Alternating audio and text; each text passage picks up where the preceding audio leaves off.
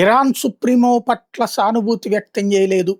ఇది అధికారిక ప్రకటన ఇవ్వలేదు. బట్ దానికి కారణం ఏంటంటే, ఇక్కడ మన దేశానికి సంబంధించిన ముక్కలు, చెక్కల గురించి అతను మాట్లాడుతా ఉండటం.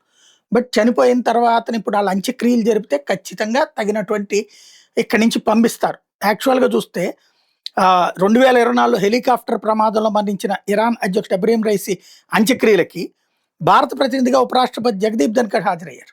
పంపించారు మోడీనే. అలాగే భారత్ సంబంధాలు ఇరాన్ ప్రభుత్వంతో పద్ధతిగానే ఉంటాయి. క్యాబినెట్టు, అధికారిక వ్యవస్థతో ఆటోమేటిక్‌గా ఉంటాయి. కానీ మతాధిపతులతో కాదు. వ్యక్తిగతంగా కాదు. ఎందుకంటే ఖొమైనీ మత పెద్ద. అంతేగాని ఇరాన్ పాలకుడు కాదు. పాలకుడుగా అధ్యక్షుడు ఉంటాడు. అధ్యక్షుడు దానికి ఖచ్చితంగా సంఘీభావం వ్యక్తం చేస్తారు. అట్లాగే ఇరాన్ మాజీ అధ్యక్షుడు మరణించినప్పుడు భారత్ అధికారిక సంతాపం తెలిపింది. గడ్కరీని భారత ప్రభుత్వ ప్రతినిధిగా అంత్యక్రియలకు కూడా పంపించింది. ఇది 2 దేశాల మధ్య ఉండేటటువంటి దౌత్యం. మత గురువుగా ఇప్పుడు చనిపోయింది ఖొమైనీ. అక్కడ పాలకుడు కాదు. కాబట్టి పద్ధతి తెలుసు మోడీకి ఎప్పుడు ఏం చేయాలన్నది.